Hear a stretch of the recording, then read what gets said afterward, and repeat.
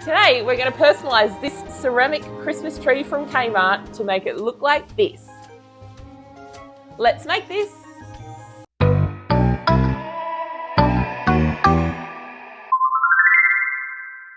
So I've got my inspiration from the trend that's been happening for a couple of years now, and it's having ceramic gingerbread inspired ornaments as part of your Christmas decorations. Now my family are from Estonia and Latvia, and gingerbread is part of our Christmas celebrations. So I love gingerbread. We don't normally have icing on ours though, so that's the thing that for me as a kid watching other gingerbread people have icing on their gingerbreads, we never did. So I really think that's why I really like that idea of having the really ornate decorated gingerbread as part of my Christmas decoration.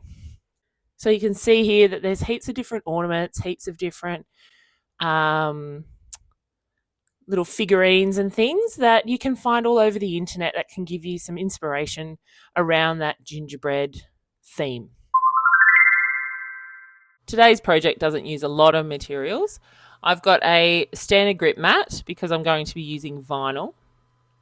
I've got some acrylic paint. Now I've bought the acrylic paint that's called Intensive. I got this from Officeworks. Oh, sorry, not Intensive, Interactive acrylic. Now the reason I've chosen that is because the description on the tube says that it's a heavier, thicker acrylic. So in my head, I feel like it should stick better to that ceramic. Now, the next thing I've got is a sanding sponge. I have done some research, and the research told me that I needed to sand my ceramic tree. So I've got this fine P100 sanding sponge. And then I've got my ceramic tree that I got from Kmart. Now, I love this little tree. It was $10. You can get this in white and you can get it in gold. So up to you which one you choose. I'm not sure whether the gold might lift in this project, so maybe stick with the white, but you know, have a go, experiment. And then I've just got my scrap adhesive vinyl folder because I'm going to use whatever vinyl I can gather so that I don't have to use brand new vinyl because we're going to paint over it and then throw it out. So we're going to start today in Google Images. So I'm going to gather a number of different images that we can put onto our ceramic Christmas tree and then paint over the top of. So I'm going to look for a star, a heart, and some lines. Now, I've tried different methods of the lines. I tried getting a circle because I thought, oh yeah, if I get a circle, that will just fit all the way around our different components of the Christmas tree, but that didn't work. So I'm just going for straight lines now. So I'm looking for hand-drawn items. So I'm going to start with a hand-drawn star. So I want this to be looking a bit more like I have iced this. So I don't want them to be perfect. So I've typed in star hand-drawn into Google Images, and I'm looking for ones that are filled. And they've got that little bit of star-like quality. Now, remember, they don't have to be filled. You could do ones that are open as well, because by choosing ones that are open, all we have to do is just remove the background rather than removing the inner component. So go nuts. Use ones that are coloured in, ones that are empty. It doesn't really matter. All I'm doing is going for hand-drawn ones. So I'm going to find a couple of hand-drawn stars because I'm going to put, at this stage, I'm going to put them on different layers. So I don't want them to look exactly the same, but I still want that hand-drawn effect. And once I've found one that I like, I'm going to click on it. It'll appear on the right-hand side. Then I right-click and I go Open Image in New Tab. At this point, I'm looking for watermarks, making sure that there's no faint wording or lettering that goes over the top of the stars, because otherwise the Cricut will try and cut that out. And then I just want to save it. Now, what I've noticed is that when I start saving, sometimes I'm getting extensions. So that's the dot lettering after the name of the file. So you might see that you're getting .webp, and you might also find that you're getting WAVIF. Now, both of those cannot be uploaded into our Cricut design space. And I'm not sure why that is happening. I'm not sure whether it's to try and protect the image or whether that's the image, the way the image has been uploaded onto the Google Images. But what you can do is actually change the .avif to a .jpg. Now, the .jpg is really important because it tells our computer that this is an image file, and it means that when we open it up into Cricut, we can save it, we can use it. So what you can do is just have a quick look at what is at the end of our files. Because if we've got ones that say .avif, then we need to change it. So the example here is my heart. So I've gone in and I've found some hand-drawn hearts as well. And you can see that I have just changed it to .jpg. It will come up with, do you want to change the file name? And you say yes. And it means now that I can actually use that in my Cricut design space. So just check as you go through whether or not you are saving them as .jpgs, or you can do .pngs, but they're the two that will work in design space. So we do need to change them. I've just found some stars and I've found some hand-drawn hearts as well. Both of these are going to go around the middle of our sections. And then my next step is to then look for some dotted lines. Now, I did a search for hand-drawn dotted lines. I found that I had found one that has got some kind of hand-drawn component to it. And then the other thing I'm looking for is scalloping or scalloping. So that is the curvy lines that we see on our gingerbread. So usually it's around the windows or it might be along the roof. And so that's that curvy, repeated image or shape. And so I'm looking for a scalloped or scalloped lines as well.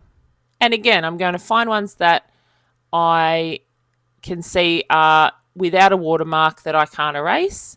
And then I'm going to make sure that I save them as a .jpg.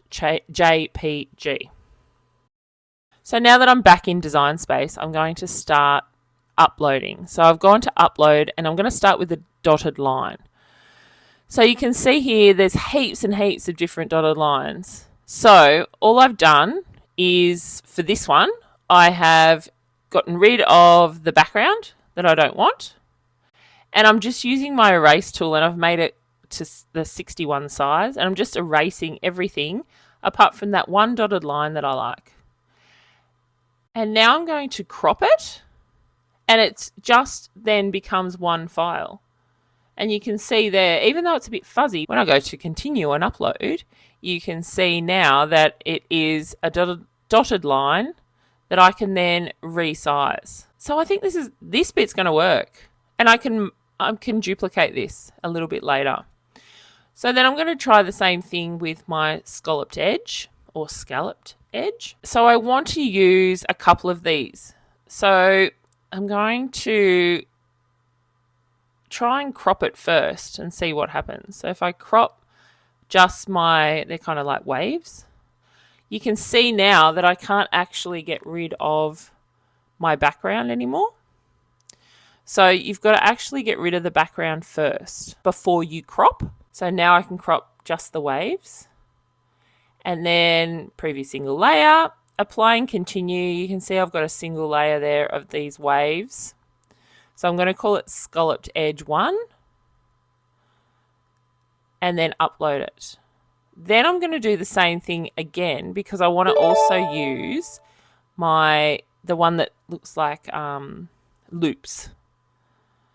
So I'm going to do the same thing, and I want to use the rainbows. So I'm going to do this 3 times. So I get rid of the background, then I crop, and then I'm going to just select the rainbows, do a single layer, change it to scallop edge 2,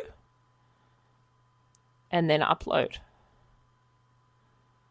And you can see they actually come out quite small. But because once we've uploaded them, they become SVG files, essentially, you can actually size them to whatever size you want. So I'm going to do that a 3rd time. And just this time, I'm just going to use that loopy one. So get rid of all of the background. And because the loopy one has those holes in the middle, you've got to make sure you get rid of that background as well. And then I do a crop, and I'll follow that process one more time. Now, they look really small, but it's because I've got my screen on a 50% size. So I'm just going to resize it. And now I'm going to do a lot of resizing and a lot of duplicating. So this is where it will be up to you how you size this. I'm going to work around that 2 centimetre to 1 centimetre height for my edging. And then I'm just going to duplicate them. Now, as you duplicate them, you can group them. So then they become one long line. Or you can just cut a number of them and then place them around as you go. So, but you will need to duplicate them to make sure that you've got enough to go around your edges. So these scalloped edges and rainbow edges and things, you need a number of them to make sure that you've got enough to go around each edge. So my suggestion is to make sure that you measure the edge that you want to use it on. So then you are not cutting too much. But again, we're using scrap vinyl. So if you used a little bit too much, it was scrap anyway, so you probably weren't going to be able to use it for anything major. And you can see here that I'm aligning them so that it becomes an extension of itself, and then I'm attaching them. If you're going to do this, you need to attach them, because if you don't attach them, what will happen is that you will go to do the cut, and the cut will give you multiple different ones. But if you want long lines of these edges, then you do need to attach them. And again, with my hearts and my stars, I'm just going to do a little resizing of them around that 1 to 2 centimetre sizing. And I'm going to do a number of them. The reason I'm going to do a number of them because I'm going to put them around the edges. I'm not exactly sure. I've thought about trying to do a template, but I just decided it was probably easier for me to just cut a number of them out and then use them as I needed to. So I have grouped them. I haven't attached them though. And in hindsight, I probably would have attached them so then they were a little bit easier to maneuver, particularly when it came to the vinyl. But that's only if you know the sizes of your vinyl. If you're going to just kind of do it ad hoc like I did, I think just duplicating them and then moving them after you get them on the mat is probably your safest bet. But it's up to you how organised you are with your scrap vinyl. But I've just resized them. I've made some of the hearts bigger than the others, and then I've made some of the one set of stars bigger than the other set of stars. So then as it moves down from the top of the tree, the stars and the hearts will actually get bigger. Now on my loopy one, I'm actually going to do an offset because I think that it's going to be a little bit too thin. So I've highlighted my loops and then I've done an offset of 0.1. And then I have united it. So you can see now that actually some of the circles have got holes in them and some of them don't. Now, I don't think that there's an issue with this either, because I really can feel that handmade element coming out. So, but if you wanted to, you could actually click on the contour button once you do your offset and actually get rid of all of the holes that are in it, so they all become solid loops. Or if you wanted to, you could have done that when we were uploading it and then not gotten rid of the solid loops. I've just found that as I'm playing around with it, these scalloped edges maybe are a little bit too thin. So having a little bit of play around, and this is all about what elements you choose. So, you know, I could say that you should do an offset of some of these lines, and some of these lines won't work with an offset. I've actually now, with my rainbow looking ones, you can see I've clicked on a group or an attached group, and I've clicked on the lock and I've changed the height to 2. Now, the reason I've done that is actually to elongate the height without extending the length of the rainbow. So you can see that they're a little bit more peaked rather than a rounder shape.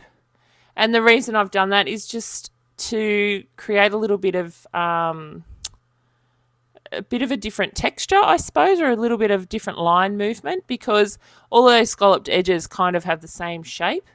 Whereas now with these rainbow ones, I've actually got a higher loop.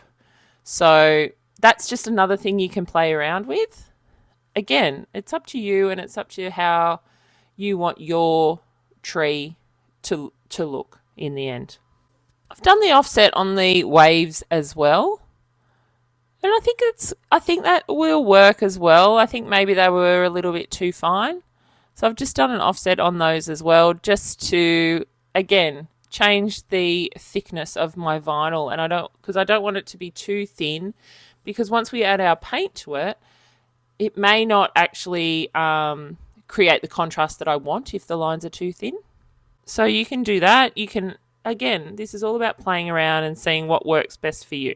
So I've just made sure that they're all the same color, because I want them to all be on the same mat.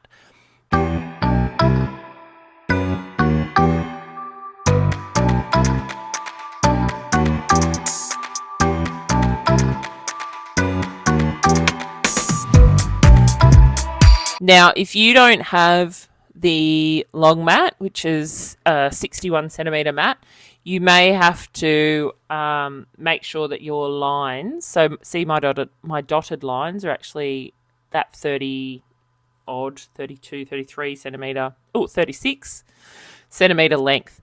So if you don't have the mat, or you don't have enough vinyl to fit that 36, because we're trying to use our scraps up in this project, then you may have to just resize some of these to make it so that they fit on that mat a little bit better. And then once we go to make, you're going to have to then manipulate your shapes so that they fit on the pieces of vinyl that you've got. So if you find that you've got pieces of vinyl that are square, chunky ones, you're going to have to manipulate the groupings so that you've got all the stars and the hearts in squares. If you don't have, like I said before, if you don't have the length for the lines, you may have to chunk those lines up a little bit more and maybe not do the attaching and all that kind of stuff. But that's what I'm going to do here. So I'm going to speed this up, but I am manipulating this and moving it around to suit the scrap vinyl that I have got to use. And once you've got everything in the right spot, then you're just going to hit continue, and I'm choosing vinyl as mine. If you've got, say, some scrap glitter vinyl or something like that, you might want to change the base material type or the pressure, but I'm just using regular vinyl. So I'm just going to choose that, and then we just need a fine point blade, and then we're off and running. So you can see here that I've got all of my scrap vinyl, heaps of different colours, but it's all set so that it'll cut all of my shapes and my lines in those particular spaces.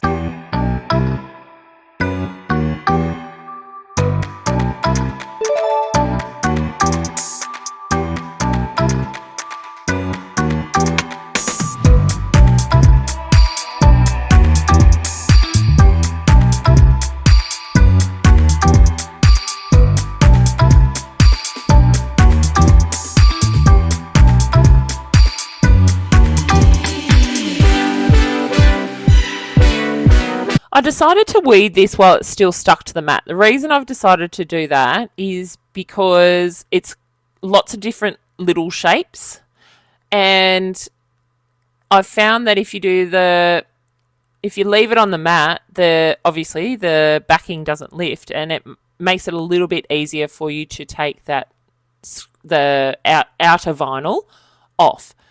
I could have taken it off the mat and then weeded it that way, but I just thought with all of these little, particularly the rainbow lines and the dots, I didn't want it to mess around with it. So that's why I've weeded it on the mat. The next thing to do is just to cut all of these up so that they're individual pieces. So then it's easier for us to add to our tree. I can already tell from this that I've made way too many shapes and probably way too much of the scalloped edges, but it is what it is. So I had a go at sanding our tree, but it's whether the sandpaper is not coarse enough or this ceramic is not going to sand, or my research was no good, but I've given up on the sanding. So now that I've given up on the sanding, the next thing to do is to wipe all of this down. So I'm using Isocol that I get from Coles, and I'm just going to wipe around each of the surfaces. Now, first of all, to get rid of any of the sanding paper that has just broken off on the tree, but also to get rid of any fingerprints, any grease marks, anything like that that's going to prevent our vinyl from staying down. We need to make sure that this vinyl stays down really well because we're going to paint over the top of it. So if we don't clean it up, that vinyl might lift and we will have paint that goes underneath. So I'm going to start with my rainbow effect. Now, I'm not completely convinced that I'm going to be able to put this down in one piece, but we're going to have a try first. I'm just using some transfer tape. I've got the Cricut transfer tape. That's the only reason, because I've got heaps of it because I bought it when I first got my Cricut, and also it's long, this piece that I've got. Again, this is a scrap piece of transfer tape, and I'm going to reuse my transfer tape a number of different times. So this is another one where not only are we using scrap vinyl, but we're also going to use the smallest amount of transfer tape as we can while it still sticks down. All right, so now that I've got it on the transfer tape, I'm going to try and line it up so as best I can so that it goes all the way around the base of the tree. Now, this is easy. This is easier than said than done, to be honest, because even though in my head it feels like it should be a fairly straight line, even though it's on an angle as it goes up the tree, the rest of it should be on a straight line in my head, but that is incorrect. So you can see that not only have I got some bubbling along some of it that I've put down already, but I'm going to have to cut it. I'm going to have to cut it and manipulate it as I go so that, it's not the easiest job. In my head, I was like, this is going to be easy. It's going to take me 20 minutes to do. But the scalloped edges add that level of difficulty. If you want something that's quick and easy, absolutely still follow this tutorial. Just take the edges out and just use the hearts and the hearts and the stars and whatever else you might like to put on there. But if you want to do scalloped edges, that is what's going to take you a little bit more time. But what I found, the longer I did it, the more it worked and the more I got my head around it. And in the end, I'm going to speed this up, but in the end, you can see that I actually cut, 2 or 3 components, so 2 or 3 of the rainbows or 2 or 3 of the loops, and then place them as I go, and it works out much better. You've just got to make sure that you line it up as best you can. Now, the beauty of using this design, this gingerbread design, is that it's supposed to look handmade. It's not supposed to look perfect. It's not supposed to align specifically with parallel lines or anything like that. So it makes it actually quite a good one if you're having trouble with your vinyl.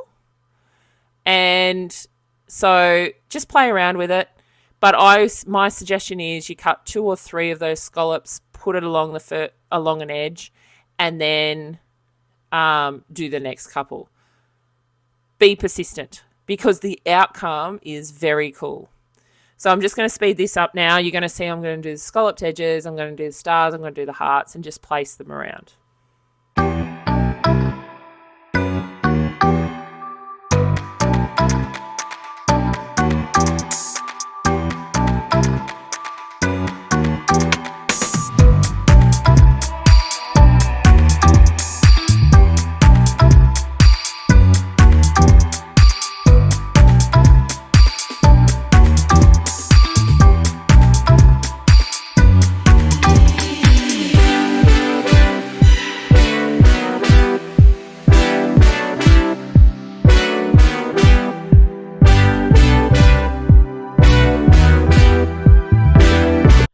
Now that all the vinyl's on, I actually really love it without having to put the paint on. If I had chosen my colours a little bit better, you could nearly just leave the vinyl as it was, because if I had chosen maybe a gold and a silver or something like that, you could have actually had that exact same design and just left it without the paint on it and just walked away and gone, oh, look at this. So that's an idea. That's a thought if you didn't want to do the paint component of it. However, I'm going to persist. I'm going to go with the paint. So I'm using a sponge brush and I'm just applying it in dabs. If you streak it, you actually see the streaks from the paint. Again, we're going for the homemade, rustic kind of vibe, the gingerbread vibe, but you don't want to, also, you don't want it to look a little bit too messy, I guess. So the dabbing, I'm putting the paint straight onto the tree rather than trying to put it onto the sponge or put it onto a different surface to then collect from the sponge. Mainly just so that I'm not wasting it, because I find even when you put foundation on, I feel like if you put it onto another surface and then collect it with your sponge, it just feels like it disappears and you're using more than you need to. So I'm just going to dab. I use both the point of the sponge as well as the flat component of the sponge just to kind of smooth it out, because as I dab with the point, you can see that it creates some lined, not strong lines, but there is a lined pattern or a lined texture to it. So just using the flat component is just to smooth it out a little bit. You get into all the little crevices, so the parts underneath as well, underneath each of those parts. I'm going to leave the base white, so I'm not going to do the under component of the third cone, I guess that's what you call it. I'm going to try and keep it as straight as possible along the base there. But I really like the colour. I think the colour is perfect for gingerbread. So it's called Burnt Sienna, if you're looking for it. I just got that at Officeworks. But from looking at Officeworks, Burnt Sienna is a colour that's available in a multitude of different brands. So I don't know if you went to Spotlight or somewhere else, but you're looking for that. It's not a chocolate brown and it's not a tan. It's in that middle section. But this could work. You could do this in any color, really. And the other option you had is also to do spray paint. The reason I didn't want to do spray paint is because I find it really messy. I don't mind doing spray on like a clear spray, because if you spray it on something, you usually can't see it. But I don't have the space to do a spray paint of brown without having the option of it looking like someone's left something dirty along there. So that's why I've chosen the acrylic paint. Lots of websites actually said just use spray paint because that's the most effective. But I think it's worked out. I think that texturing is really good too. I think it does give you that gingerbready food vibe.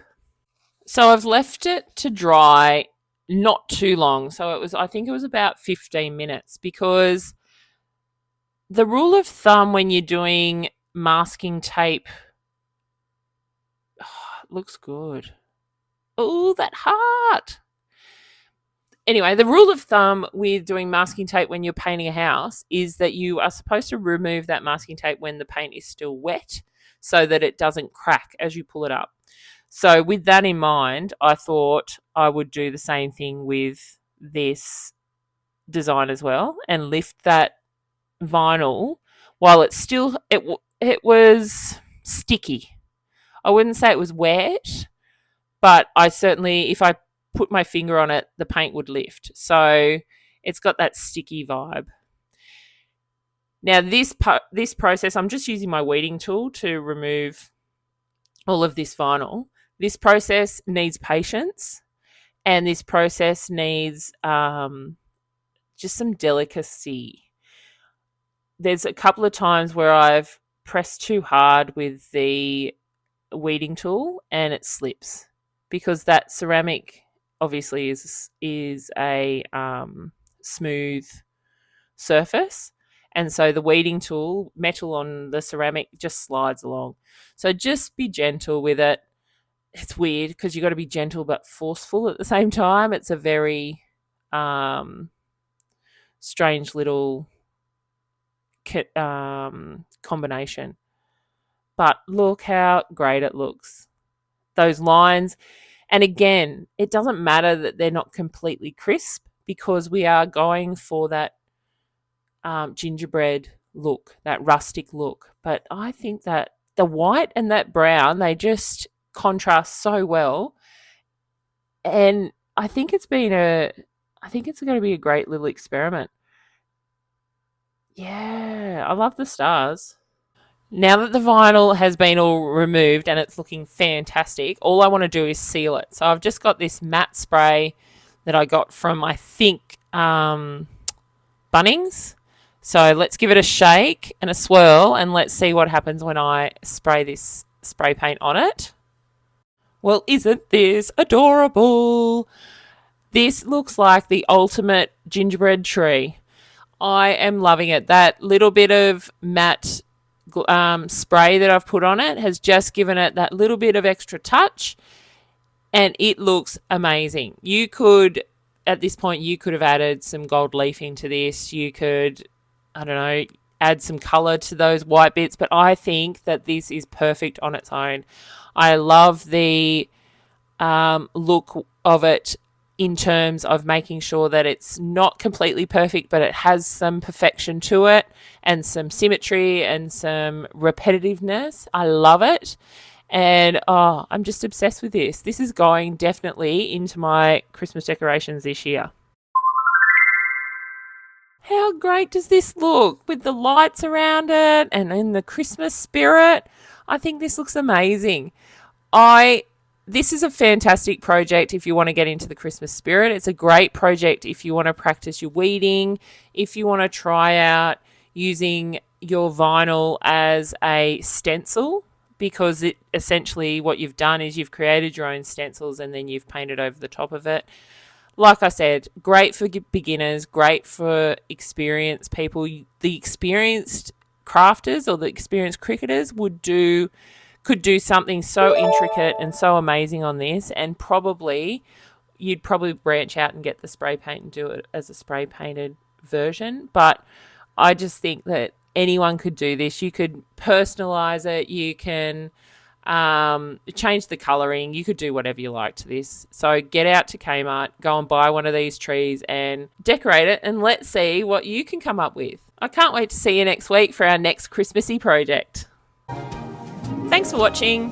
Please don't forget, you can always jump on my Instagram, head over to my Etsy store, or even check out the videos YouTube recommends for you down below. See you next time.